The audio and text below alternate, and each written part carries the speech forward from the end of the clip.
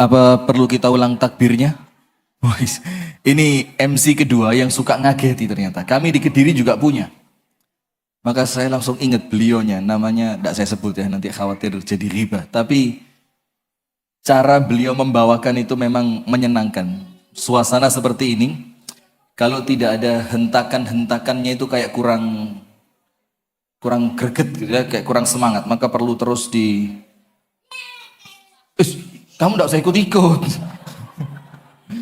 Maka perlu terus disemangati dengan apa? Gema takbir.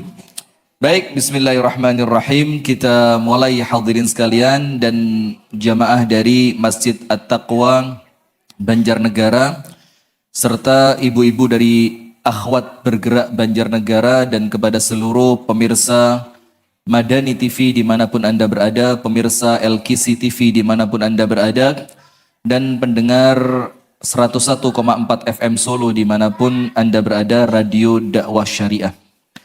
Assalamualaikum warahmatullahi wabarakatuh.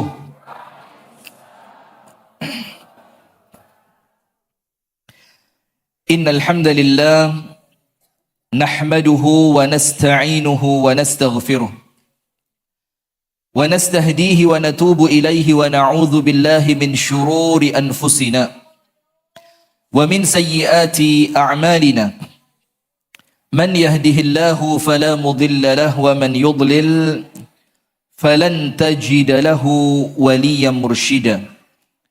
Ashhadu an la ilaha illallah wahdahu la syarika lah wa ashhadu anna Muhammadan abduhu wa rasuluh wa safiyyuhu min khalqihi wa khaliluh salawatu rabbi wa salamuhu alaihi wa ala alihi wa ashabihi wa man walah.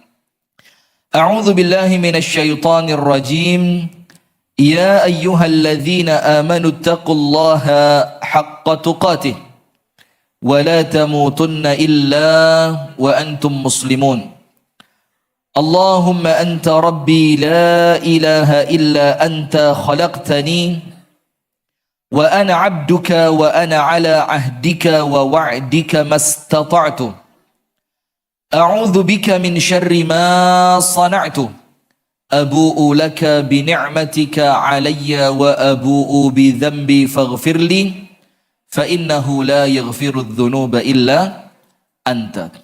Kalau hadirin perhatikan ceramah kami di mana-mana, mau pagi, siang, sore, malam, menjelang tengah malam, menjelang subuh, ba'da subuh, semuanya itu mesti kami awali dengan sayyidul istighfar. Karena keutamaan sayyidul istighfar yang sangat luar biasa. Maka Rasulullah bersabda, "Man qalaha muqinan biha hina yusbiha thumma mata qabla an yumsiya fahuwa min ahlil jannah." Barang siapa membaca sayyidul istighfar, yaitu Allahumma anta rabbi tadi, dalam keadaan dia yakin dengan isi kandungan dan maknanya, yakin, dan dibacanya di waktu pagi, kemudian dia meninggal sebelum masuk waktu malam, maka orangnya adalah ahli surga. Dan sebaliknya, barang siapa membacanya di waktu petang, sore, dalam keadaan yakin dengan isi dan kandungannya, yakin, bukan cuma Allahumma anta rabbi, tapi masuk ke dalam hati, kemudian dia meninggal sebelum besok pagi, maka dia adalah ahli surga. Maka dengan itu saya mesti baca. Tujuannya apa? Untuk yang belum hafal, mudah-mudahan bisa menjadi hafal karena sering apa? Dengar. Dan alhamdulillah sudah banyak tulisan. Alhamdulillah Ustadz, dengar ceramah antum, minimal yang saya dapat hafal sayyidul istighfar. Alhamdulillah. Untuk yang sudah hafal tapi lupa membaca, maka itu untuk apa? Mengingatkan.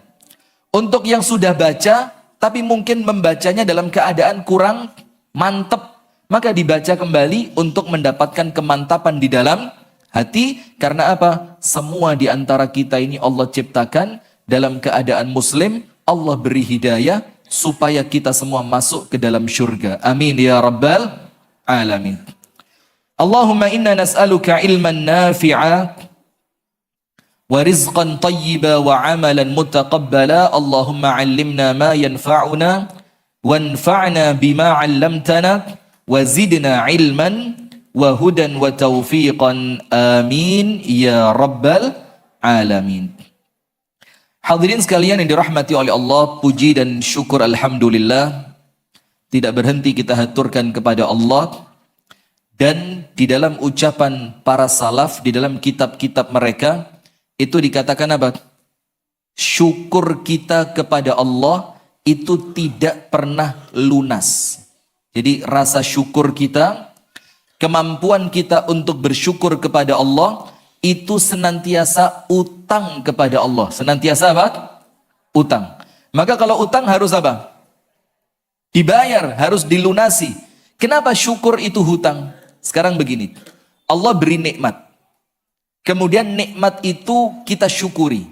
Pertanyaannya, kemampuan panjenengan untuk bersyukur, itu siapa yang memberi?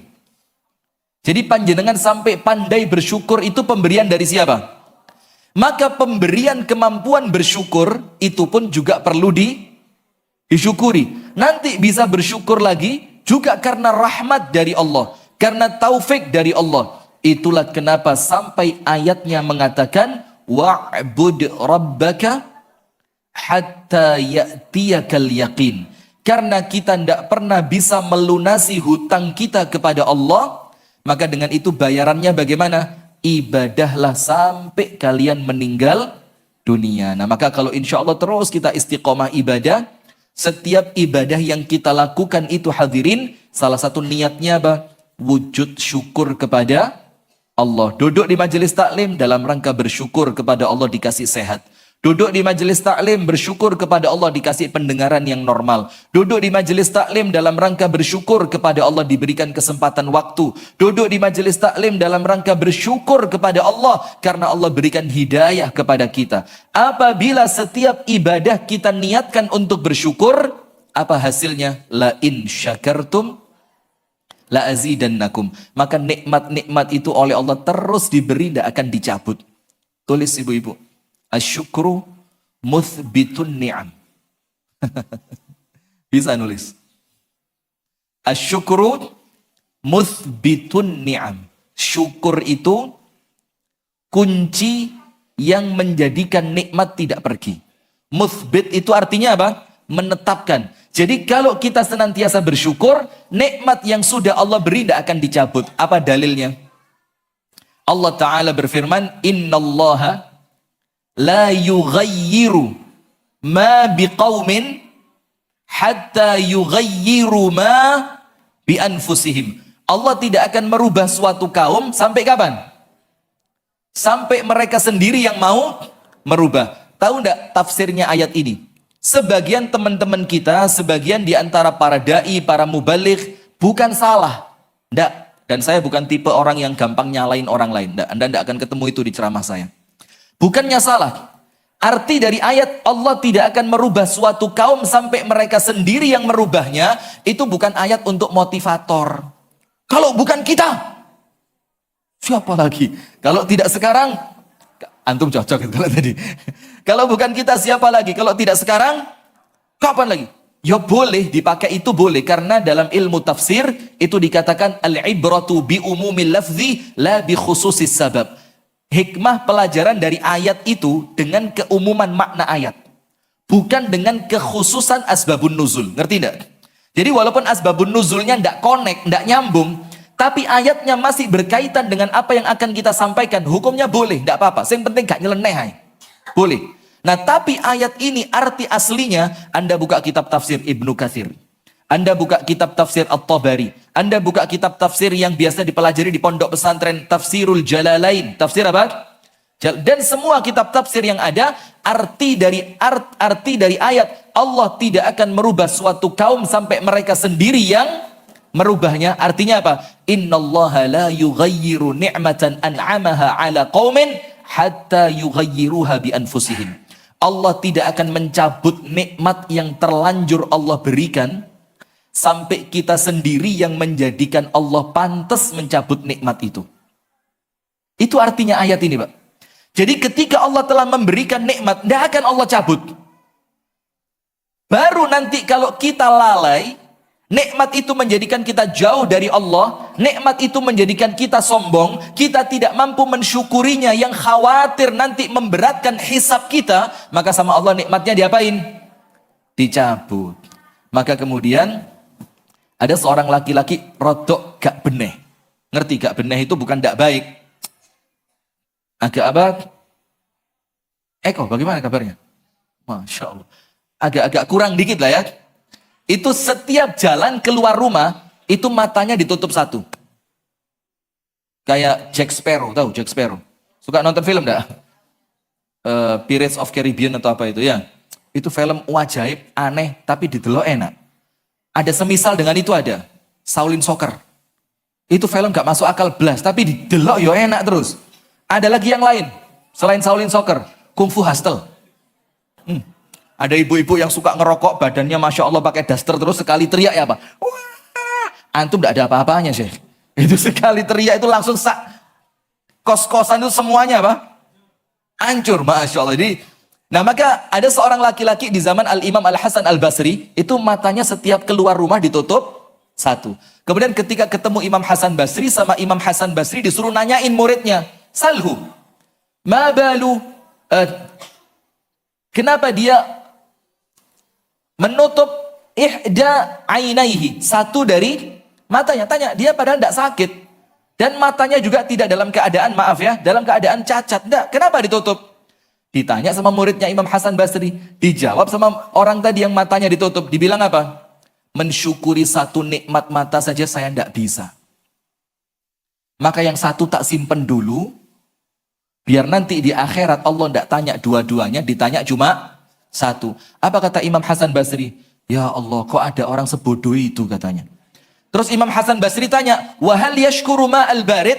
Jangankan nikmat mata, air minum bersih, dingin yang bisa dia minum, itu dia tidak bisa mensyukurinya kok. Terus mana mungkin dia tidak minum? Nah, maka intinya hadirin bukan kemudian membebani diri. Tapi apa? Kita senantiasa berikhtiar agar setiap karunia yang Allah berikan, kita gunakan dalam rangka mentaati Allah. Ibu-ibu, bapak-bapak, semuanya punya keluangan rezeki, punya keluangan harta, punya keluangan segala macam. Jadikan semua itu potensi untuk meraih akhiratnya Allah sebesar-besarnya. Wabtaghi fima atakallahu daral akhirah wa la tansa nasibaka minad dunya. Dari apa yang Allah berikan kepada kalian, apa yang Allah minta, gunakan untuk meraih akhirat sebesar-besarnya. Untuk dunia, cukup jangan lupa. Untuk dunia cukup apa? Jangan lupa. Kita dibalik, nak kerja sing mempeng, tapi ojo lali sholat. Nah, ini kebalik. Nak sholat sing mempeng, tapi ojo lali kerja. Nah, itu baru betul.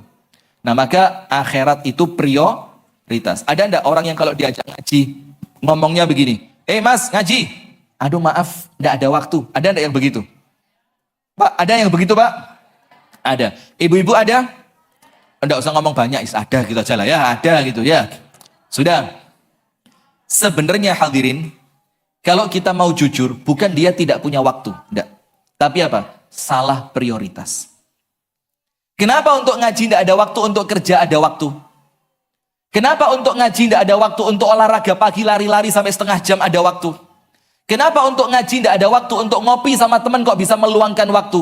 Ini bukan masalah waktu yang tidak cukup, ini masalahnya adalah dia salah dalam prioritas hidup. Nah, maka senantiasalah kita bersyukur kepada Allah agar setiap nikmat yang Allah beri tidak Allah cabut. Agar setiap nikmat yang Allah beri tidak Allah cabut. Salawat beriring salam semoga tercurahkan kepada baginda Nabi besar Muhammad sallallahu alaihi wasallam. Beserta seluruh keluarganya, seluruh istrinya, seluruh sahabatnya, dan seluruh di antara umat dan pengikutnya yang setia menjalankan sunnah dan ajarannya ila yaumil qiyamah. Hadirin sekalian, ujian ditambahi dalam keluarga, tanda cinta dari Allah, pertanda Allah cinta. Nah sekarang begini, angkat tangan yang mulai lahir sampai malam ini tidak pernah nangis karena sedih, angkat tangan.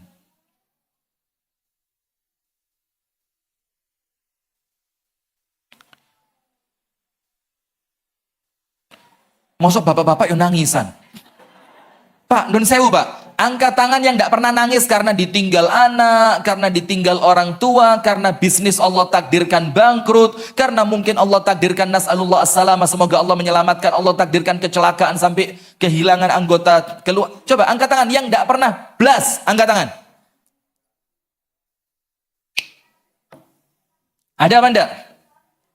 Ada apa enggak? Enggak ada. Maka lihat, tulis rumus dunia. Rumus dunia. Nomor 1.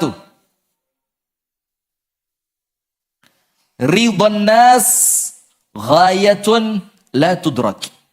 Mencari ridhonya manusia itu mustahil. Nomor 1 rumus dunia apa? Mencari ridhonya manusia mustahil. Nyenengin satu orang, yang lain tidak cocok. Nyenengin yang lain komentar, penjilat. Nyenengin yang sana lagi dibilang, nggak punya jati diri. Masa kumpul sana ikut seperti itu, kumpul sana melok model ngono, nggak punya jati diri, nggak konsisten. Nomor 1, ridwan nas ghayatun la tudrak. Di dunia ini jangan cari ridhonya manusia, tiwas diguyu. Tiwas apa? Pernah dengar cerita laki-laki, bapak sama anak naik keledai masuk suatu kampung kan? Ketika keledainya satu dinaiki 2 orang, orang kampung bilang apa? Aduh, nggak tahu perasaan. Masa keledai kecil yang naik 2? Bapaknya turun. Masuk kampung berikutnya, dibilang, aduh bapak kok tega sekali sama anak. Apa? Anak kok kurang ajar sama bapak. Mosok anaknya naik, bapaknya disuruh jalan kaki. Gantian, anaknya turun, bapaknya naik. Bapaknya dibilang lagi, aduh bapak ndak perasaan. Mosok tego anaknya jalan, bapaknya enak-enakan naik. Sudah kan? Masuk kampung berikutnya, mereka dua-duanya turun. Kata orang kampung apa? Bodohnya. Punya kendaraan kok nggak dipakai. Masuk kampung berikutnya, 2 orang manggul keledai. Karuan wis menisan. Ya, itu kalau ikut omongannya ndak. Ikuti Allah, lepaskan manusia. Selesai urusan. Nomor 2, rumus dunia. La salamata minan nas. Anda tidak mungkin selamat dari gangguan manusia, mustahil. Nomor 2 apa? La salamata minan nas. Tidak ada keselamatan dari gangguan manusia. Tidak mungkin. Pasti ada manusia yang tidak suka sama panjenengan. Ngomong, ngerasani, maitu, apalagi? Memfitnah, membuli, menghibah. Iya apa enggak? Pernah merasain enggak? Enggak, panjenengan pelakunya kok. Panjenengan korban atau pelaku? Pelaku. Ya gitu jujur Bu, bagus, saya suka orang jujur itu. Ya kadang-kadang jadi pelaku, tidak jarang juga jadi korban. La salamata minan nas, tidak ada keselamatan dari manusia. Nomor 3, apa? La najata minal maut, tidak ada orang selamat dari kematian. Sepanjang-panjangnya umur manusia, endingnya apa? Kuburan. Sekaya-kayanya manusia, endingnya juga kuburan. Sekuat-kuatnya manusia, ingat Muhammad Ali rahimahullah, petinju yang paling perkasa di zamannya. Terakhir apa? Allah takdirkan, Allah uji dengan sakit Parkinson. Jadi tangannya gitu, karena apa? Sel-sel sarafnya sudah rusak. Terakhir apa? Meninggal dunia. Tenar-tenarnya manusia, endingnya juga kematian. Nah, ditambahi oleh ulama, nomor 4 ditambahi 1. Yang nomor 1 tadi Bu, apa itu? Tidak mungkin mendapatkan keridhaan dari semua Ada ulama yang nomor 1 diganti. Apa digantinya? La rohata fid dunia. Selama masih hidup di dunia, tidak mungkin nyaman.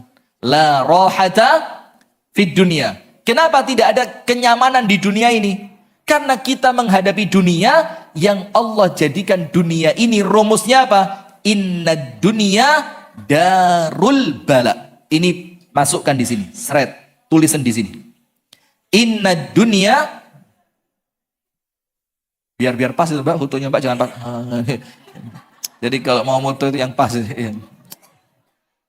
Saya pura-pura ngadep sana Mbak ya, sebentar. Ayo Mbak. Sudah ya, alhamdulillah, terima kasih. Tulis di sini Pak, Bu, semuanya. Termasuk pemirsa Madani TV dan pendengar RDS FM. Tulis di pikirannya masing-masing dan masukkan ke dalam hati. Apa yang ditulis oleh kita? Inna dunia darul bala.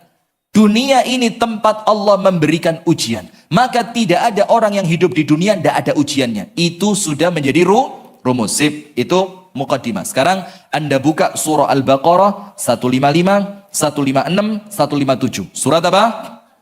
Al-Baqarah. Al-Baqarah artinya apa? Sapi betina. Ya, ada orang ngomong, padahal mohon maaf ya, kalau kita mau neliti bahasa Arab, Al-Baqarah itu bukan sapi betina. Anda cek kitab-kitab tafsir zaman dulu, nama Al-Baqarah itu satu ekor sapi. Bukan mentang-mentang ada tak marbutohnya tiba-tiba sapi betina. Anda cek kitab-kitab tafsir, tapi ya enggak apa-apa lah, wis kadung nyebar ya. Cuma sesekali juga perlu diluruskan. Sudah, ayat berapa? 155, 156, 157. 155, 156, 157. Nggak usah buka Quran, panjenengan sampun apal ayatnya. Panjenengan ayatnya sudah hafal. Apa ayatnya? Allah Subhanahu wa taala berfirman, A'udzubillahi minasyaitonirrajim. Ini ayat yang mau kita bahas sehingga nanti panjenengan pulang, Pak. Panjenengan itu ketika dapat ujian, oh yus pastilah, enggak apa-apa, dibikin santai saja. Oh, ya memang diuji sama Allah karena dosa saya sedang banyak, nanti ujian menghapuskan dosa. Oh, memang diuji sama Allah supaya apa? Supaya saya kembali taat lagi kepada Allah. Oh, memang diuji oleh Allah supaya apa? Supaya derajat saya naik. Maka kalau yang diuji orang beriman, panjenengan ini kan beriman semua. Itu bukan azab. Wes talah yakin, bukan azab. Kalau itu azab, Bu, orang kafir lebih pantas. Orang-orang kafir di Amerika, orang-orang kafir di Eropa. Pernah ke Eropa enggak? Oh, saya dulu, Bu. Masya Allah, itu waktu pulang ke Malang. Cerita Eropa ya, ketipu Anda. Nah, maka kalau ngomong ujian itu bentuk azab, nun sewu, wes talah. Panjenengan ini, Bu, jilbabane ya Masya Allah bagus.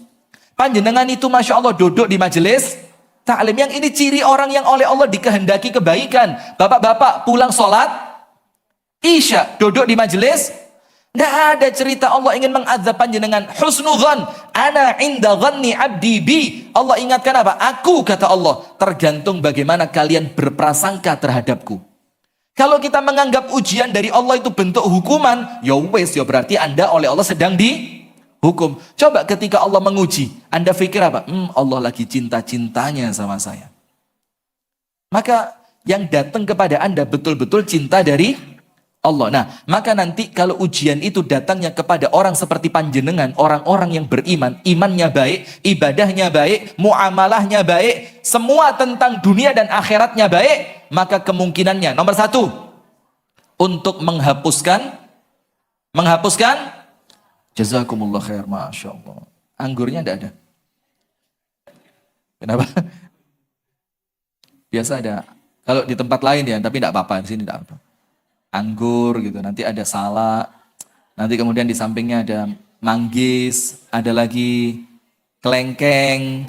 Kalau yang dibawain pulang itu biasanya durian, yang dibawain pulang itu. Bukan taruh sini, enggak, biasa dibawain pulang itu biasanya. Kenapa? Ya bukan ngarep, kode keras. Ngerti panjenengan ya? Orang Arab itu bilang gini, Pak. Ini orang Arab. Panjenengan kan dan kita kan orang Indonesia ya, jadi enggak usah dianggap. Orang Arab itu ngomong al-labibu bil isyarati yafhamu. Orang itu kalau cerdas, cukup pakai isyarat sudah ngerti. Nggak usah sampai ngomong itu, nggak usah. Cukup dengan apa? Isyarat. Al-labibu bil isyarati yafhamu. Maka para sahabat Nabi itu kalau ngelihat Nabi marah, nggak perlu Nabi ngomong dulu, dilihat wajahnya udah kelihatan marah. Mereka menyenangkan Nabi. Mereka tahu kalau Nabi Muhammad lapar. Mereka tahu kalau Nabi Muhammad sedang tidak enak hati. Mereka tahu itu. Karena apa? Orang cerdas. Dan ceritanya Banjarnegara juga orang cerdas. Cerdas katanya. Katanya sih. Cuma ini pertaruhan loh ini. Ini dipertaruhkan loh kecerdasan. Masuk. Sudah. Nomor satu. Ujian ketika menimpa orang beriman. Kemungkinan nomor satu apa? Ini panjenengan ini. Jangan ketika Anda kena ujian, waduh, Allah jahat betul sama saya. فَأَمَّا الْإِنسَانُ إِذَا مَبْتَلَاهُ رَبُّهُ فَأَكْرَمَهُ وَنَعَّمَهُ فَيَقُولُ رَبِّي أَكْرَمَنْ. Kalau dinikmatkan sama Allah, rezekinya dibikin lancar, kesehatannya sempurna, rumah tangganya baik, angkat tangan. Ini Allah sayang sama saya ini. Tapi sebaliknya, wa amma idza mabtalahu, tidak ada rabbuhu, karena isinya ujian. Karena kalau keburukan tidak mungkin datangnya dari Allah, pasti karena siapa? Karena diri sendiri. Wa amma idza mabtalahu faqadara alaihi rizqahu fayaqulu rabbi ahanan. Kalau pas rezekinya sempit, badannya sakit, rumah tangganya kurang baik, dengan tetangga tidak seberapa akrab, ngomong Allah tidak sayang sama saya. Itu orang kafir. Kalau orang beriman tidak. Ketika orang beriman mendapatkan ujian dari Allah, mendapatkan sesuatu yang tidak menyenangkan untuknya dari Allah, di dalam takdir ketetapannya Allah, di dalam kehidupan sehari-harinya dia, kemungkinan yang pertama, takfir adz-dzunub was-sayyi'at, untuk menghapuskan dosa. Berarti seneng tidak dosanya dihapus? Seneng tidak dosanya dihapus? Panjenengan kan tidak punya dosa ya? Masa sih? Ini loh muka-muka ahli surga semua ini. Tunggu, yo jangan GR ya Allah. Orang itu ya tahu diri lah bu.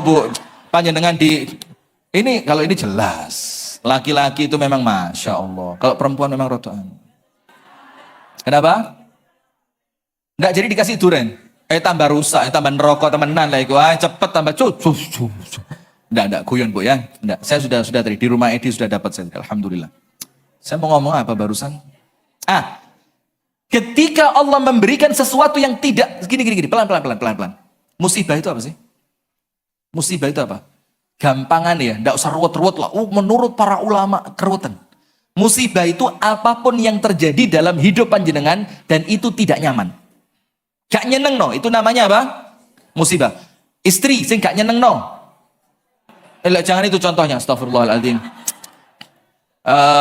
Dapat habis dari kota dingin, Batur, Banjarnegara, masuk ke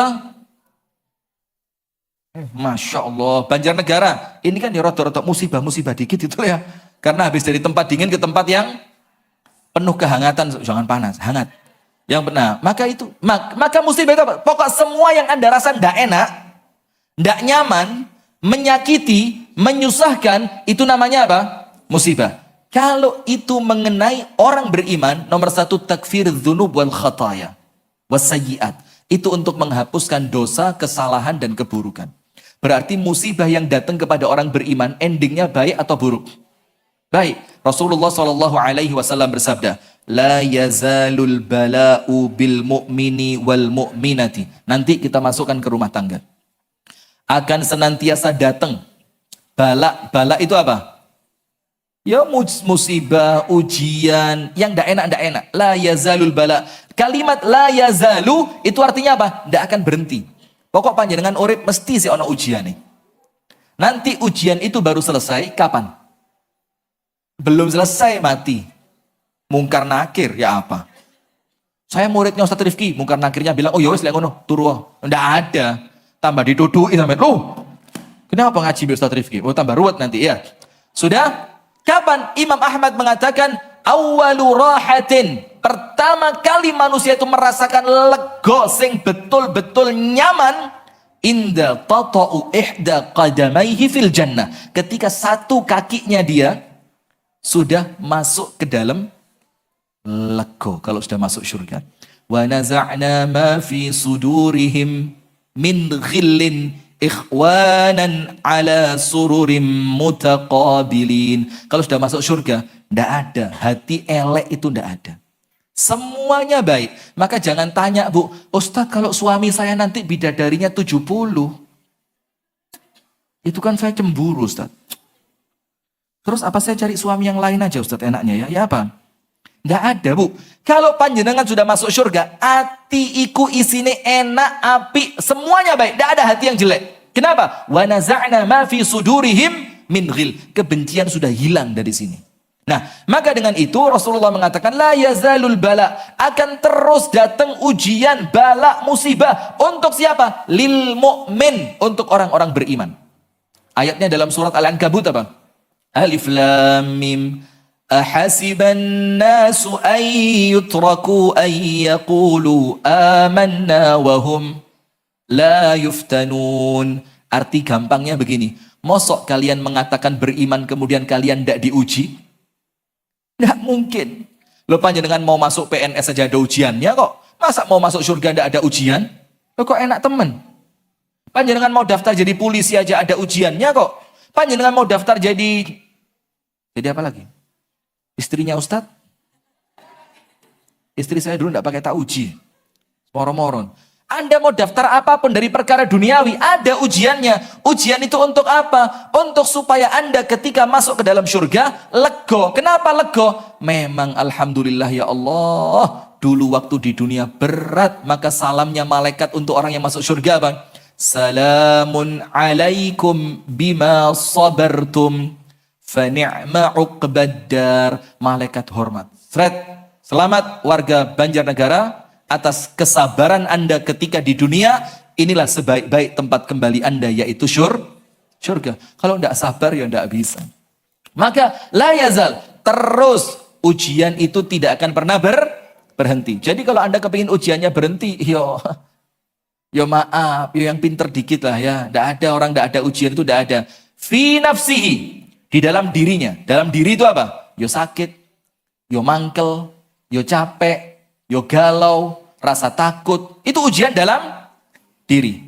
Kepingin sesuatu tapi ngempet, Bu. Kepingin sesuatu tapi ngempet, itu ujian. Itu fi nafsihi, dalam dirinya. Wa malihi, di dalam hartanya. Rumah diambil orang, kita yang kerja, orang lain yang menikmati. Kemudian ditipu oleh orang, di dalam hartanya. Wa waladihi, di dalam anak-anaknya. Anak itu ujian loh, Bu. Punya anak ujian, tidak punya anak juga ujian. Tidak punya anak enak apa enggak? Ada orang sudah punya anak, ngomong, lebih bagus coba dulu saya tidak punya anak. Coba lihat. Kenapa? Karena anaknya betul-betul jadi ujian. Nah, tapi ingat, semua ujian itu Allah berikan bukan kemudian untuk mengurangi kebaikan Allah kepada kita, tapi untuk nambah kebaikannya Allah. Tujuannya apa? Hatta yalqallaha wa laisa alaihi khati'ah. Sampai kalau nanti dia wafat, berjumpa dengan Allah, dosanya sudah habis. Kenapa? Karena ujian tadi untuk dia menghapuskan dosa. Contoh yang apa sekarang? Yang kedua, ujian ketika mengenai orang beriman. Untuk apa? Li raf'id darajat, untuk meninggikan derajat. Panjenengan tahu seorang tabi'in bernama Abu Qilabah. Pernah dengar ceritanya Abu Qilabah enggak? Abu Qilabah ini seorang tabi'in. Kenapa mati? Hah? Ya Allah, kalau beli kuota yang pas tambah malu-maluin. Abu Qilabah ini seorang laki-laki dari zaman tabi'in. Nah, dia ini suatu hari ketemu ulama. Dia hidupnya di tenda di tengah padang pasir yang tidak ada orang di sekelilingnya. Suatu hari ada seorang ulama mendekati tenda itu. Tapi karena malam, ulama tadi tidak berani masuk. Kenapa? Khawatir dikira berniat jahat. Tapi ulama ini penasaran betul dengan penghuni tenda tadi. Kenapa? Tendanya kecil, lampunya tidak terang, tapi yang terdengar dari kejauhan, penghuni tenda itu zikirnya cuma satu. Apa itu? Sepanjang malam, Alhamdulillah, Alhamdulillah, Alhamdulillah, Alhamdulillah. Maka ulama tadi mikir, ini pasti orang kaya yang sedang jalan-jalan ke padang pasir untuk berburu. Atau ini orang kaya yang memang dia sedang ada sesuatu dengan dirinya sampai dia ingin menenangkan diri di tengah padang pasir. Karena kalau orang miskin tidak mungkin Alhamdulillah, Alhamdulillah. Pasti ini orang perfect ini, mumtaz. Hidupnya baik, rezekinya baik, tubuhnya baik, rumah tangga, semuanya baik. Zikirnya cuma apa? Alhamdulillah. Maka keesokan harinya, seorang ulama ini penasaran betul. Saya pengen lihat orang itu. Senikmat apa sih hidupnya? Kok sampai sepanjang malam zikirnya cuma... Coba bandingkan dengan panjenengan. Maka membandingkan itu, Bu, jangan sama orang yang sempurna secara duniawi, mewek panjenengan. Nangis. Coba lihat hidup kita ini. Awalnya semuanya baik. Kapan mulai tidak baik? Ketika ketemu jengsri. Lo jengsri jilbabnya lo api. Awalnya Anda merasa jilbab Anda sudah Bagus, ketika punya jengsri mereknya di luar. Gelantong di pinggir kene ketok, lho merek kira. Searching di Google. Ketok mang aku merek mang, dicoba cari, dimasukkan. Masya Allah, jilbab itu regane 3,4 juta sih. Langsung, biasanya dia kalau pengajian jalannya puwaling gini, meni mulai dingkluk. Gara-gara kalah jilbab sama jengsri. Coba dia ndak kenal sama jengsri, bahagia dia jilbabnya sudah.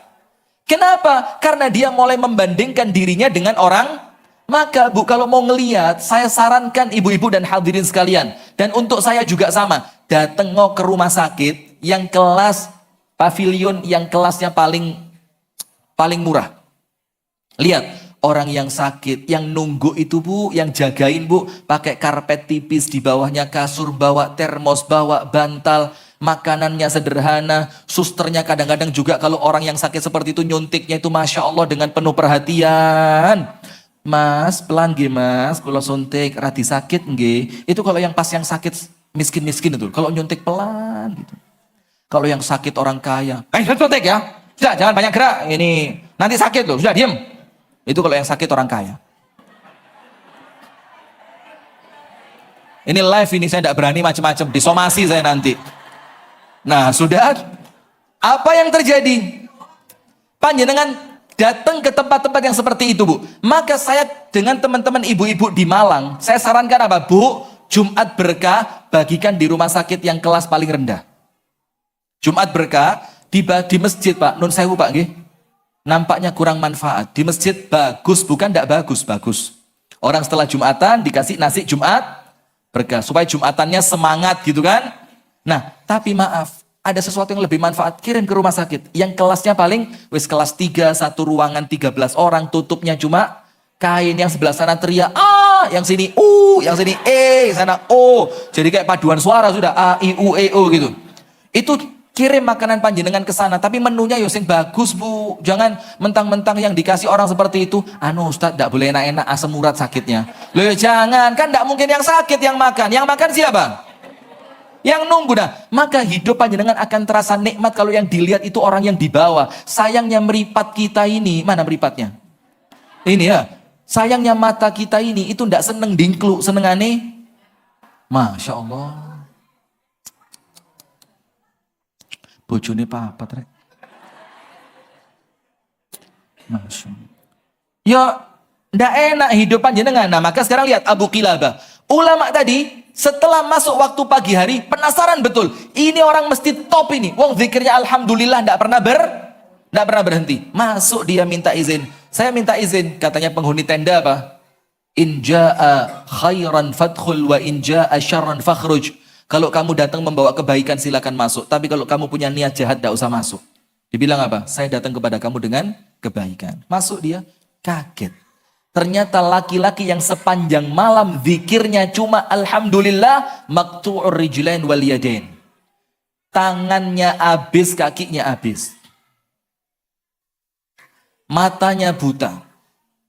Telinganya sudah tidak seberapa baik untuk mendengar. Tersisa apa? Lisannya. Maka ulama tadi tanya, sami'tukal barihata, semalam saya penasaran dengerin panjenengan zikirnya alhamdulillah, alhamdulillah, alhamdulillah. Saya kira panjenengan itu orang kaya, badannya utuh, rumahnya bagus, penuh dengan kenikmatan. Kok ternyata alhamdulillah itu keluar dari orang yang tangannya putus, kakinya putus, matanya buta, telinganya tuli. Panjenengan bisa begitu?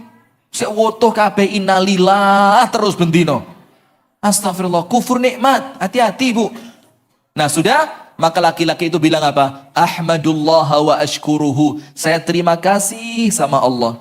Saya bersyukur kepada Allah. Kenapa? An abqallahu lisani kay azkurah. Allah masih menyisakan lisan yang dengan lisan ini saya bisa berzikir. Tersisa apa? Tersisa apa? Lisan.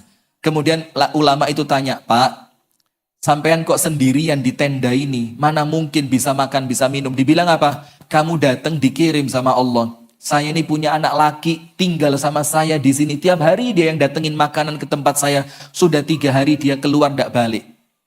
Diceritain lah ciri-cirinya. seperti ini, akhirnya dicarikan. Datang ke kampung terdekat, dapat berita apa? Anaknya dimakan binatang buas.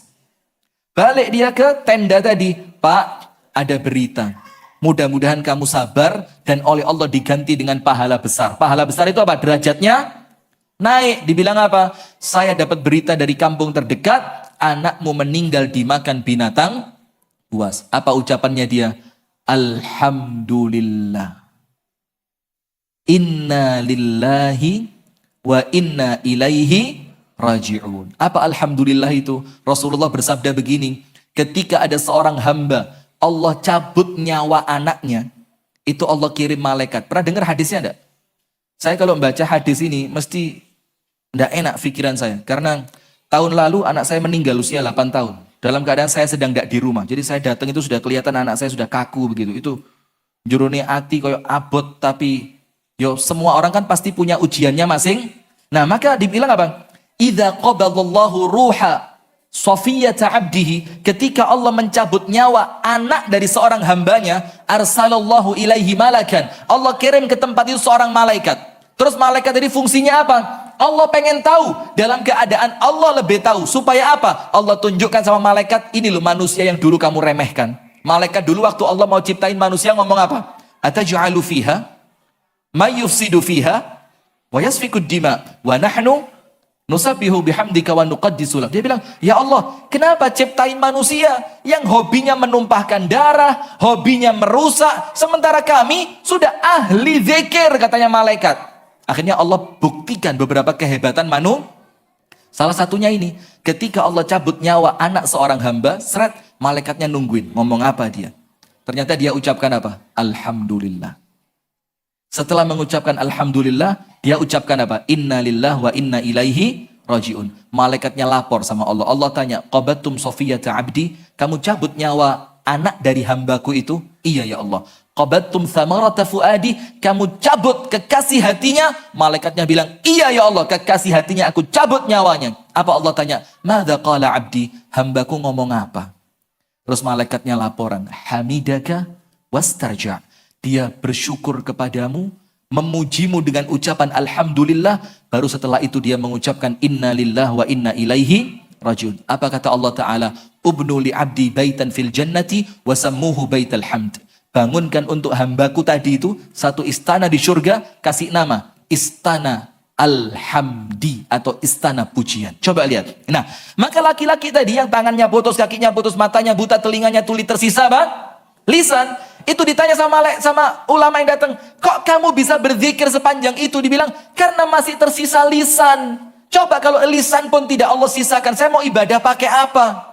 Lah panjenengan lisan ada, telinga ada, mata ada, tangan ada, kaki ada, mobil punya, rumah punya. Kurang apa? Kurang syukur. Kurang apa? Kurang syukur. Nah, ketika diberitahu anakmu meninggal, dia ucapkan apa? Alhamdulillah, inna lillah wa inna ilaihi rajiun. Terus laki-laki tadi bilang apa? Pak, berarti kamu tidak boleh tinggal di sini lagi.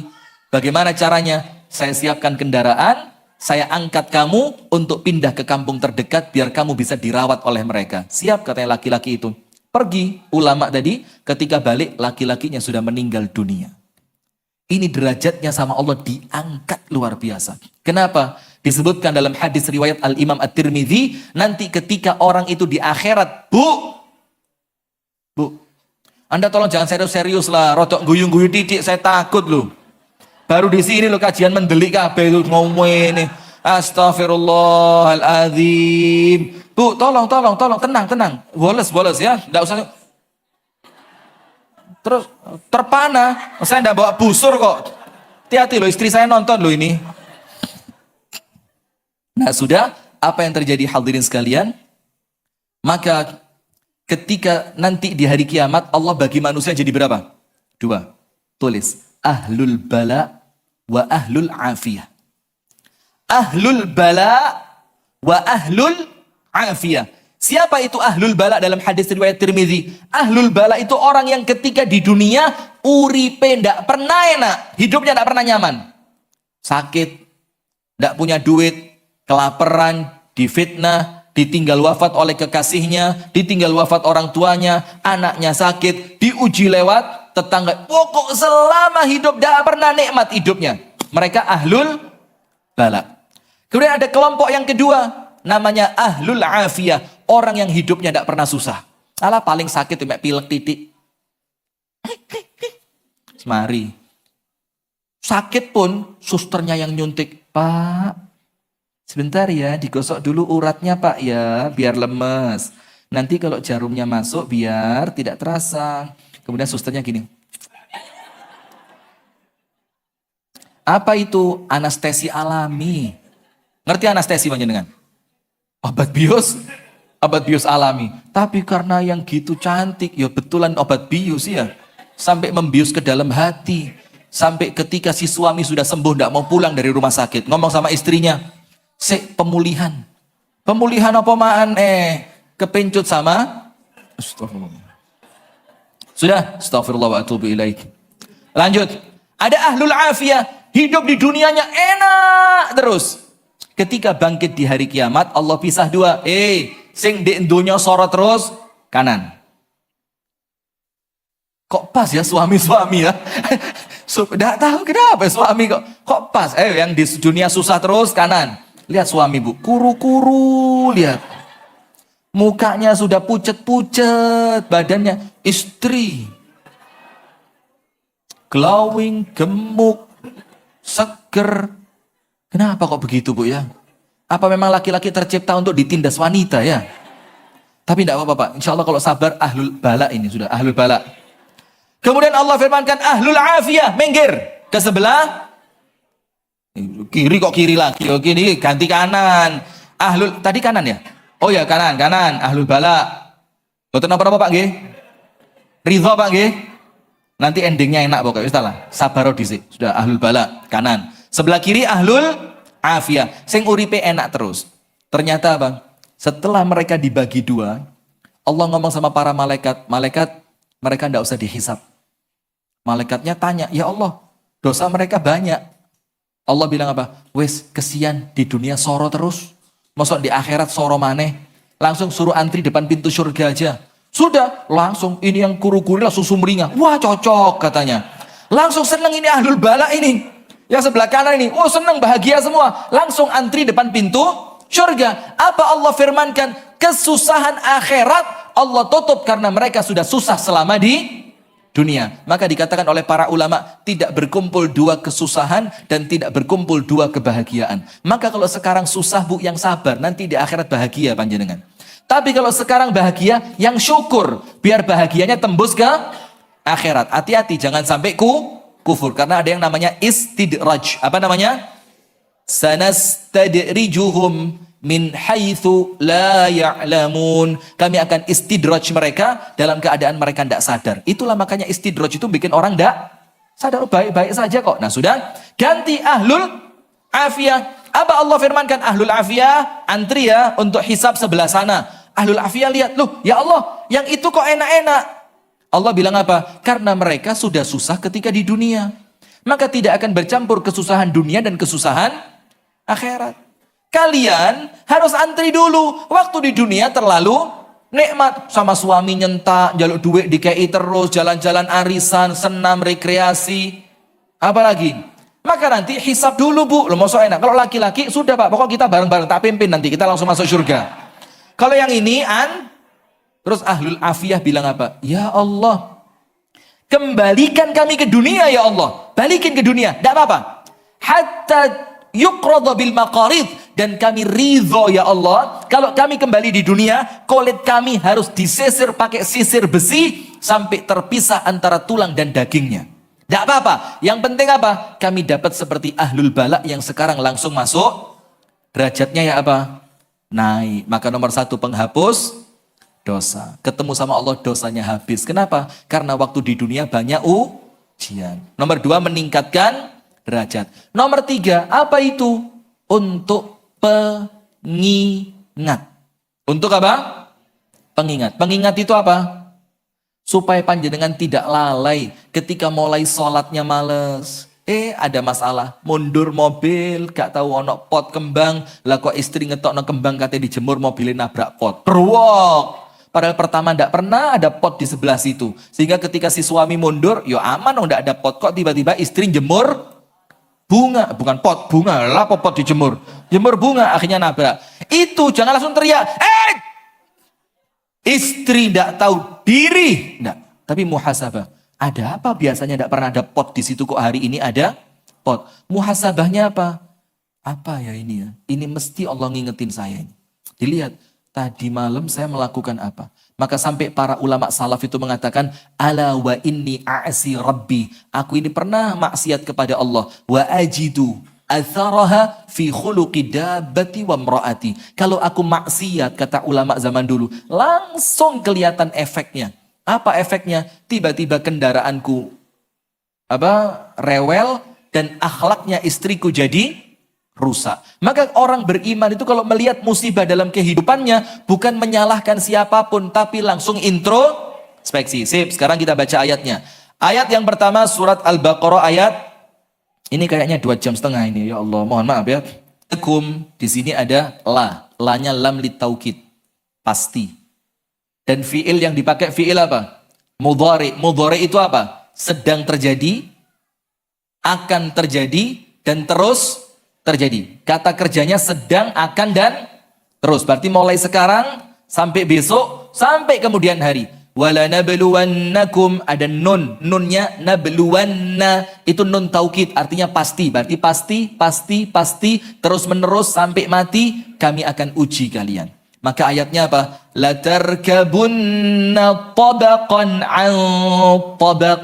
Apa artinya? Kalian akan meniti satu anak tangga untuk naik menuju anak tangga berikutnya. Apa tafsirnya para ulama? Salah satunya, la tarkabunna musibatan tilwal musibah. Kalian akan melewati satu musibah untuk menghadapi musibah yang berikutnya. Ada seorang perempuan jahat, suaminya jahat banget. Dia sampai mikir untuk kabur. Sudah, akhirnya dia sudah bulat tekad. Dia tinggalkan rumah suami menjelang adzan maghrib ketika suaminya belum pulang. Seret pergi dia. Diceritakan oleh Syekh Muhammadil Amin Asy-Shinqiti dalam kitab tafsirnya Adwaul Bayan. Sudah, pergi perempuan tadi. Ketika terdengar adzan maghrib, perempuan itu berhenti di suatu masjid. Kemudian perempuan itu sholat berjamaah di masjid tadi. Lihat bu, kabur seiling sholat. Panjenengan sholat ya kabur-kaburan. Nah sudah, akhirnya perempuan itu sholat. Ternyata pada rokaat yang kedua, imamnya baca surat Al-Balad tadi. Salah satunya apa? La tarkabunna tabaqan an tabaq. Kalian akan melewati satu musibah menuju musibah yang berikutnya. Langsung perempuan itu mikir, di rumah suami jahat, suami keras, itu musibah. Tapi saya sedang pergi meninggalkan musibah untuk datang pada musibah yang lain. Akhirnya perempuan itu balik. Lah daripada saya dapat musibah yang lain dalam keadaan suami tidak ridho, mendingan saya balik ke rumah suami, saya sabar atas musibah dari suami. Akhirnya perempuan itu balik dan dia mendapatkan kebaikan dari Allah. Nah maka itulah orang hidup di dunia ini. Wala nabluwannakum, pasti sama Allah diuji. Tidak ada orang tidak diuji. Ujiannya apa? Bisyai'in, dalam bahasa Arab, syai' itu artinya apa? Syai'un yasir, sesuatu yang kecil. Maka Rasulullah ketika pulang sholat subuh, keliling ke rumah istrinya kan. Rasulullah tanyanya apa? A'indaki syai'un, ada ndak sesuatu opoi masih kecil walaupun sedikit tapi bisa dimakan. Jadi tanyanya Rasul bukan ada megono. Atau ada gulai kepala kambing. Ada kuah kakap. Ada, ndak pakai. Rasul tanya apa? A'indaki syai'un, wes salah. Apapun yang penting bisa dimakan walaupun cuma sedikit. Istri pertama bilang ndak ada, pindah, ndak ada. Sampai istri yang terakhir bilangnya apa? Ma'indana ayya syai'. Ndak punya sedikit pun apa yang penting iso dimakan, ndak ada. Apa jawaban Rasulullah? Idzan inni shaim. Itu loh Pak, musibah jadi berkah itu. Idzan ini ndak ada masalah. Kalau memang ndak ada yang bisa dimakan, berarti Allah minta saya apa? Selesai apa ndak masalah? Masalahnya selesai, pahala dapat. Bapak-bapak, ono sego goreng. Pak telas. Gereh telas. Tempe goreng. Bakule dereng dugi. Apa lagi? Apa? Sate sate. Jangan ngiming-ngiming sesuatu yang tidak bakal dihidangkan loh ya. Hati-hati loh, dosa loh ya. Nah sudah, sate. Nah, apa hadirin? Ketika tidak ada, ngamuk. Sabar Pak, ngamuk itu tidak merubah apapun. Apalagi Anda ngamuk moro-moro metu hidangan luar biasa gitu. Yang pas. Apa ketika Anda ngamuk tiba-tiba keluar sate, gulai, kepala kambing, kakap merah. Apa keluar itu kalau Anda ngamuk? Enggak kan? Tapi kalau Anda tidak ngamuk, Anda tenang, Anda bilang, ya sudah ini ujian dari Allah. Imam Ahmad mengatakan apa? As'adu ayyami, hariku yang paling menyenangkan. Apa kata Imam Ahmad? Yaumun laisa fi baitiya syai'un. Suatu hari pas di rumahku tidak ada apapun blas. Itu hari yang paling bahagia. Dan Anda tulis, rumus zuhudnya Imam Ahmad. Ini penting. Ini belum pernah saya sampaikan di mana-mana ini. Hanya di Banjarnegara ini. Masya Allah. Rumus zuhudnya Imam Ahmad. Apa rumus zuhudnya Imam Ahmad? Ceritanya begini Bu. Imam Ahmad ini, subhanallah wa bihamdihi, Imam Ahmad ini ulama yang tidak bisa dibeli oleh umaro. Dapat hadiah besar dari Al-Mu'tasim. Mau ditolak sama utusannya Mu'tasim, dibilang apa? Jangan ditolak loh.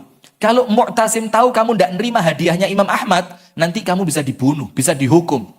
Mendingan kamu terima, kamu bagi aja, tidak usah dimakan. Oh bagus kata Imam Ahmad, diterimalah. Dibagi-bagi buat muridnya, sampai kantong uangnya dibagi juga. Sampai habis. Tidak lama kemudian Mu'tasim dengar Imam Ahmad membagikan pemberian darinya. Marah Imam Ahmad, marah Al-Mu'tasim. Kemudian penasehatnya bilang apa? Kamu tidak berhak memarahi Imam Ahmad. Kenapa? Yang penting kan sudah diterima. Kalau dia sudah terima, dia bagikan kan milik dia. Kenapa kamu marah? Nah, suatu hari Imam Ahmad dalam keadaan butuh duit luar biasa. Dia sholat duha, setelah sholat duha dia keluar. Tidak lama setelah itu tempat sholatnya ditempati anaknya. Ketika anaknya sujud di tempat sujudnya Imam Ahmad, di kepalanya ini kesandung kayak kertas. Maka setelah sholat dibuka. Ternyata kertas tadi tulisannya apa? Dari temennya Imam Ahmad yang kaya raya, nulis apa? Saya punya harta baik, bersih dari haram, apalagi tidak ada campuran syubhat, apalagi yang haram. Kalau kamu perlu, kami kirim sekarang ke rumah kamu. Setelah Imam Ahmad pulang, anaknya bilang, Bi, ada surat kayak gini, kamu butuh duit kok nggak dipakai. Apa kata Imam Ahmad? Karena kamu membuka suratnya, maka tidak ada yang boleh balas kecuali kamu. Tulis kata Imam Ahmad, tulis. Assalamualaikum, ucapan salam, ucapan selamat, terima kasih segala macam. Imam Ahmad mengatakan apa? Kalau kamu katakan uangmu tidak ada yang haram dan tidak tercampur dengan syubhat, barakallahu laka fihi. Semoga Allah berkahi kamu dengan harta itu. Wa amma ana fi afiyatin warakha. Kalaupun saya dalam keadaan baik dan tidak perlu apapun. Padahal dalam keadaan apa? Butuh duit. Lewat 1 tahun dari kejadian itu, Imam Ahmad butuh duit. Anaknya ngingetin, Pak, inget gak? Tahun lalu, pas di hari yang sama, engkau menolak pemberian dari temanmu. Apa kata Imam Ahmad sama anaknya? Ini rumus. Lau kunna qabilnahu lafaniyal an. Apa Bu? Apa? Lau kunna qabilnahu lafaniyal an. Coba tahun lalu kita terima, sekarang pun sudah habis. Maka Imam Ahmad menjaga izzah dirinya. Jadi kalau sama-sama bakal habis, sudah tidak usah minta dari orang. Kalau sama-sama bakal habis, tidak usah ngemis dari manusia. Kalau sama-sama bakal habis, tidak usah menjilat pada penguasa. Kenapa? Lau kunna qabilnahu lafaniyal an. Coba dulu kita terima, sekarang habis, harga diri hancur. Tapi karena tahun lalu tidak kita terima, sekarang miskin pun bisa kita tahan. Karena apa? Mosok setahun lalu miskin tidak mati, sekarang bakal mati? Kan tidak juga. Tapi harga diri kita masih tinggi. Nah maka yang ketiga Bu, itu untuk pengingat muhasabah. Maka Allah firmankan, bisyai'in. Maka kalau kena musibah, tidak usah lebay. Tidak usah apa? Foto, pasang status, bikin kalimat-kalimat yang melo. Tidak ada di dunia manusia lebih sengsara dibandingkan saya. Gak tahu melaku-melaku yuk nguniku.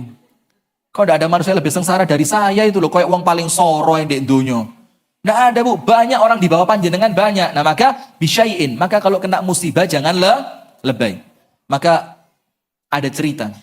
Orang kecelakaan. Nas'alullah salam wal afiyah. Kakinya putus satu. Yang kakinya putus jadi teriak-teriak. Sama yang nulungi dibilang apa? Hei diam. Wong kaki baru putus satu teriak-teriak. Itu untung masih ada satu. Kalau orang lain Pak, musibah sebesar apapun di mata kita seperti apa? Kecil karena ujiannya orang lain. Tapi kalau kita keiris pisau, Itu ditekan, getih kudu metu sing akeh. Di foto dikasih 360, ngerti? Kameranya pakai 360 biar darahnya semakin dramatis. Terus ditulis apa? Keluar 3,4 liter darah. Apabila tidak segera tertolong maka nyawa saya sudah melayang. Pret. Nggak usah sok sengsara. Semua ujiannya sama. La yukallifullahu nafsan illa. Istri, saya ini susah loh mas ngadepin kamu. Suami ngomong, lale aku gelem ngomong, aku lebih susah ngadepin sampean. Cuma suami ndak ngomong. Betul apa enggak pak? Betul apa enggak? Takbir. Wow, Masya Allah, bagus pak. Jangan mau pak kalah sama sebelah sini pak. Jadi ibu-ibu ini jangan merasa pasukan yang paling paling tersiksa. Apa? Wong lemu kok tersiksa. Kalau sini ngomong tersiksa pantes. Badannya, aduh. Makanya laki-laki itu soft sholatnya. Kalau laki-laki cukup 20 orang, perempuan cuma 7. Kenapa? Sudah, lanjut. Bisyai, sedikit ujiannya. Apa ujiannya? Minal khaufi, rasa takut. Kata Imam Syafi'i, takut atas azabnya Allah. Wal ju'i, rasa lapar. Kata Imam Syafi'i, ujian puasa. Wa naqsin minal amwal, kekurangan harta. Ujian sedekah dan zakat. Wal anfusi, dan ketika kekurangan pasukan karena kita disuruh perang. Wathamarat, thamarat Imam Syafi'i artikan anak-anak kita yang Allah wafatkan ketika mereka kecil. Tapi tidak berhenti sampai situ. Apa ayat penutupnya? Wabashiris sabirin. Lihat bu, endingnya begini. Happy ending. Wabashiris sabirin. Semua ujian tadi bu, ternyata berita gembira. Bushra, bisyarah. Untuk siapa? Untuk orang yang sabar. Maka yang jadi masalah bukan musibahnya bu. Yang jadi masalah apa? Bisa ndak kita sabar atau tidak? Maka minta sama Allah, ya Allah, kuatkan kesabaranku ya Allah. Kemudian, siapa orang yang sabar itu? Alladzina idza asabathum musibah. Ketika mereka terkena musibah, qalu, mereka mengucapkan, inna lillahi wa inna ilaihi raji'un. Wes, penutup di malam hari ini. Apa sih arti innalillahi wa inna ilaihi raji'un? Aduh, itu kan arti tekstual bu. Maksud saya, yang bisa menguatkan iman ketika kena musibah itu loh. Apa innalillahi wa inna ilaihi raji'un? Itu artinya bu. Innalillah, betul. Sesungguhnya kami adalah milik Allah. Musibah itu apa sih? Ada sesuatu yang oleh Allah dicabut. Maka ketika Anda mengucapkan inna lillah, maka ingat ceritanya Ummu Sulaim bintu Milhan al-Ansariyah. Tahu Ummu Sulaim? Ibunya Anas bin Malik, istrinya Abu Talhah. Tahu? Ketika dia menikah dengan Abu Talhah, tidak lama Allah karuniakan anak keturunan. Ketika Abu Talhah mau berangkat kerja safar jauh, anaknya sakit. Dia ngomong sama istrinya Ummu Sulaim, jaga anak kita baik. Si jaga sama Ummu Sulaim, pas hari kepulangannya Abu Talhah, ternyata anaknya apa? Meninggal. Ngomong Ummu Sulaim sama suaminya? Ndak. Ketika suaminya datang, anaknya dibungkus rapi dulu. Ditaruh suatu tempat yang aman, tidak akan diambil siapapun, dia makan serigala, ndak, simpen rapi. Baru suaminya datang, dandan cantik, masa enak. Ummu Sulaim ditanya sama Abu Talhah, Ummu Sulaim, bagaimana keadaan anak kita? Jawabannya bu, ahda min qabl. Lebih tenang dibanding sebelumnya. Betul apa enggak? Iya, kemarin panas. Sekarang enggak ada suaranya loh. Tenang apa enggak? Maka bohong enggak Ummu Sulaim? Lebih tenang dari sebelumnya. Dengerin mbak. Kenapa? Lah itu pindah alam sudah kan? Lebih tenang dari sebelumnya. Sudah? Akhirnya apa? Abu Talha tenang karena Ummu Sulaim ngerti ini orang baru pulang kerja, harus dibikin nyaman dulu. Maka dokter Aisyah Dahlan bilang apa? Pertaruhan di rumah kalian itu 3 menit pertama. Kalau suami baru datang wis talah, tekson 3 menit guyu terus.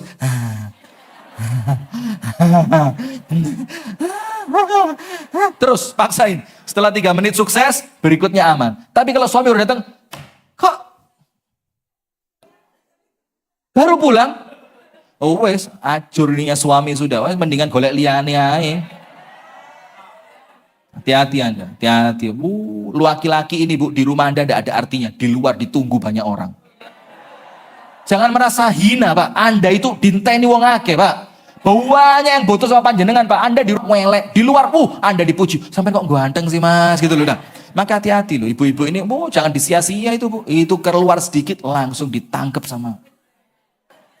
Nanti nangis Anda. Ini hadisnya sahih. Kalau ada perempuan dunia yang memarahin istrinya yang soleh, yang memarahin suaminya yang soleh, calon istrinya dari bidadari surga ngamuk. Dibilang apa?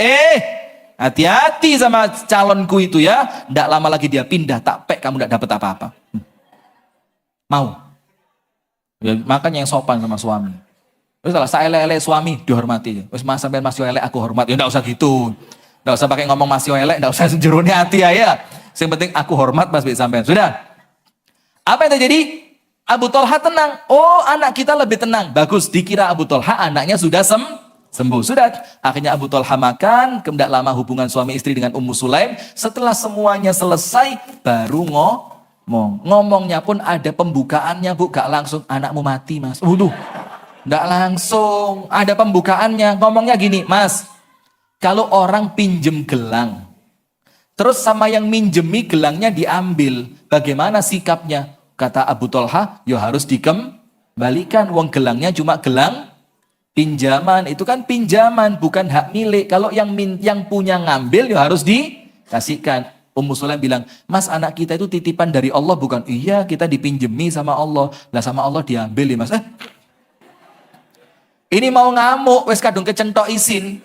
Wong tadi bilang gelang harus dikembalikan. Akhirnya Abu Thalib, ya wis lah mana anak saya dimandikan, disolati, dikubur. Besok subuh ketemu Nabi Muhammad. Apa yang terjadi? Diceritakan, ya Nabi Ummu Sulaim sabarnya keterlaluan. Kaget Nabi Muhammad. Oh apa sabar keterlaluan itu? Diceritakanlah kisah kemarin. Apa kata Rasulullah? Barakallahu laka fi lailatikuma. Kata Rasulullah, itu yang terbaik. Dan saya doakan nanti malam kamu hubungan suami istri, saya doakan sama Allah hasilnya diberkahi. Lahir satu anak dari hasil malam itu, yang anak itu punya 10 anak semuanya hafid Al-Quran dan perawi hadis yang sahih. Apa? Berkah ketika sabar waktu diuji oleh Allah. Nah maka ucapan innalillah itu bukan cuma kita yang milik Allah, tapi apapun yang ada bersama kita, milik siapa? Suami Anda, punya siapa? Kalau Allah mau bagi buat orang lain ya apa? Gak masuk blas. Ini pengajian hampir 2 jam. Bu. Ummu Sulaim masih ingat ceritanya? Gelang kalau dipinjemi sama yang punya diambil bagaimana? Kembalikan. Karena innalillah bukan cuma kita yang milik Allah, tapi apa yang bersama kita. Rumah panjenengan punya siapa? Kalau Allah mau ambil bagaimana? Monggo. Kesehatan panjenengan punya siapa? Kalau Allah mau ambil bagaimana? Umur panjenengan, nafas panjenengan, usia panjenengan milik siapa? Kalau Allah mau cabut seketika bagaimana? Suami panjenengan milik siapa? Kalau Allah mau bagi buat yang lain bagaimana? Sudah, Ustaz. Sudah penutupan ini rusak ini pengajian ya Allah. Bagaimana akhwat bergerak Banjarnegara ini laporin Ustazah Peggy nanti antum. Ya Allah, enggak masuk blas ngaji nih. Saya dari awal itu pun giring untuk ini. Lah kok sih gak kena sudah. Nah, makanya maksudnya Bu, kalimat innalillah itu ngajari kita ikhlas. Karena semuanya milik siapa? Kita lahir ke dunia bawa apa? Tidak bawa apa-apa kan? Sehingga ketika apa-apa yang Allah berikan setelah kita lahir kembali Allah ambil, ya memang milik Allah. Boleh tidak protes? Tidak bisa, maka ucapannya inna lillah. Ya Allah, memang semuanya milikmu ya Allah. Maka engkau ambil tidak jadi masalah. Maka Kiai Haji Abdullah Gimnastiar, kemudian sebelumnya Kiai Haji Zainuddin MZ, kemudian sebelumnya ulama-ulama dari kalangan ahlul qalb, ulama-ulama hati, itu mereka punya filosofi yang bahasa gampangnya filosofi tukang parkir. Ingat kan? Apa sih filosofi tukang parkir itu? Sadar betul bahwa apa yang ada di sebelahnya titipan pemilik.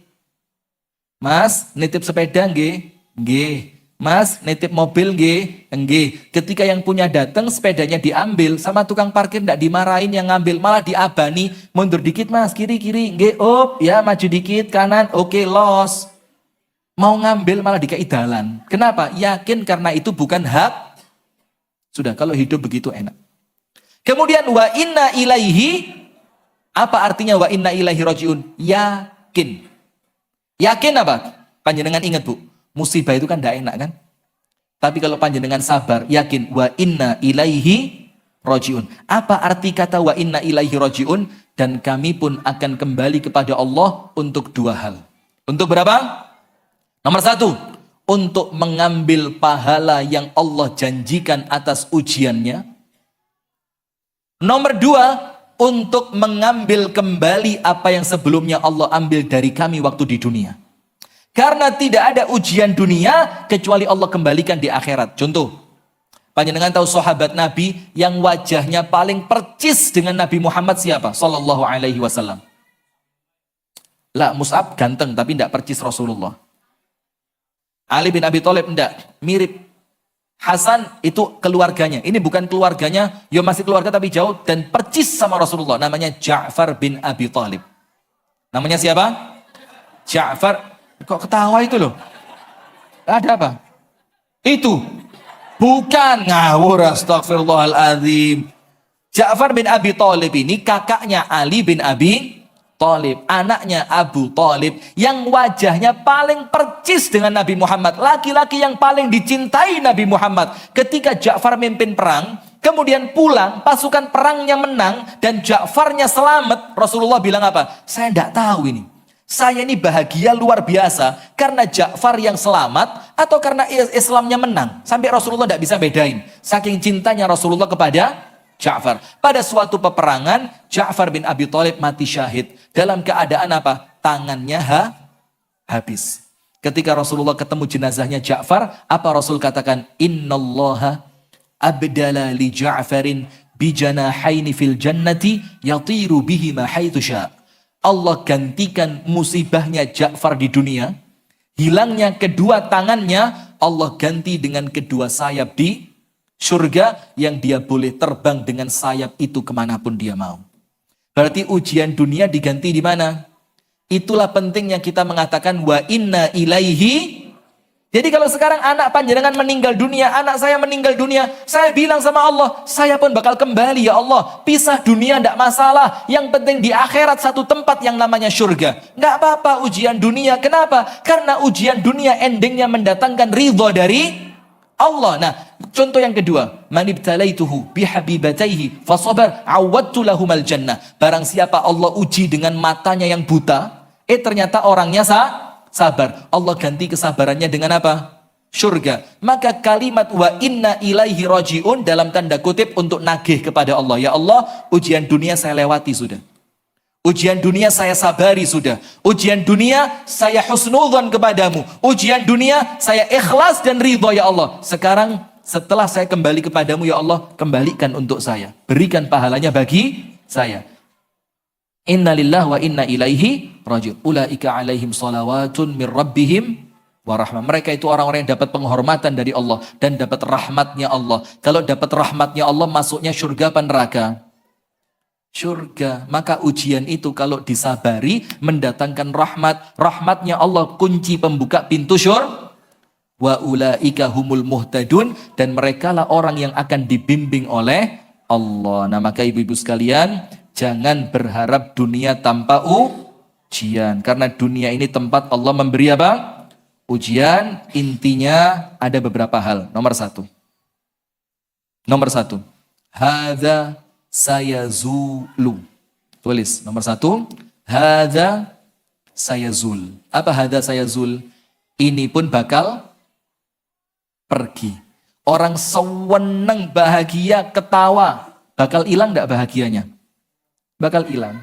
Orang sedih nangis, saya waktu tahun lalu ditinggal anak saya, saya mikir enggak bisa saya lupa, ternyata sekarang Allah bisa jadi ya bukan lupa untuk melupakan, tapi kemudian rasa sedihnya mulai hilang.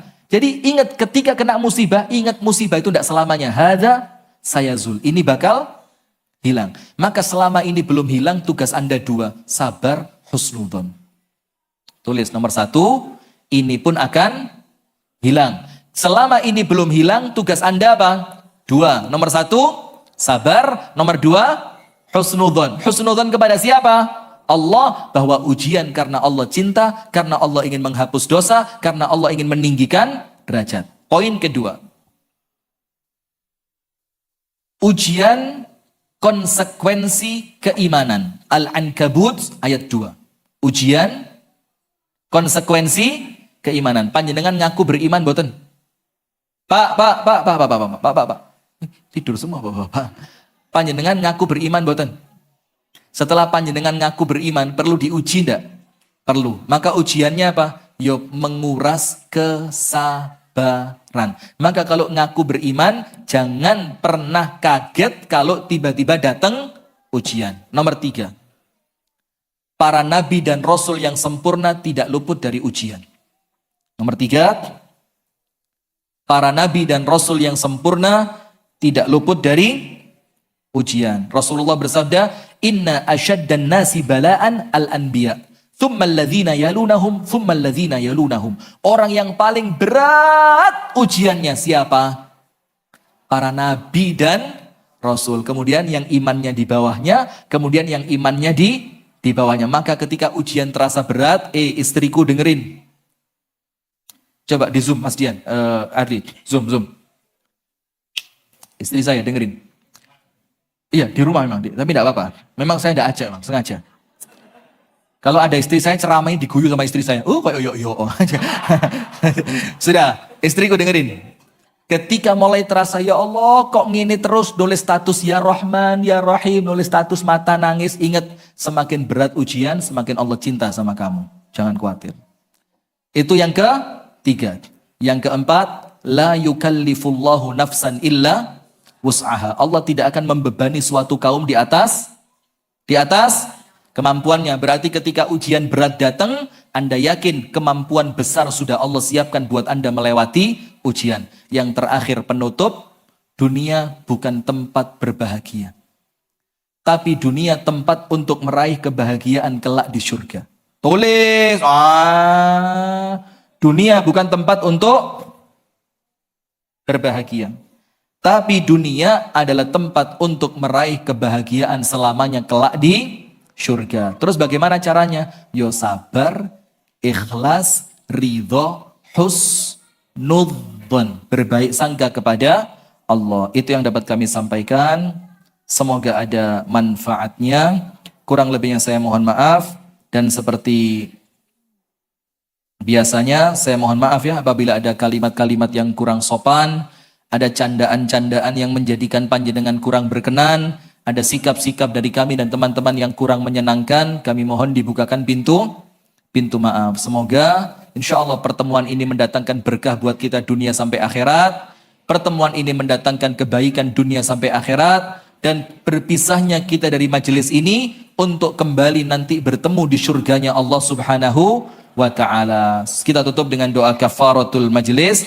Subhanakallahumma wa bihamdika ashhadu an la ilaha illa anta astaghfiruka wa atubu ilaik. Assalamualaikum warahmatullahi wabarakatuh.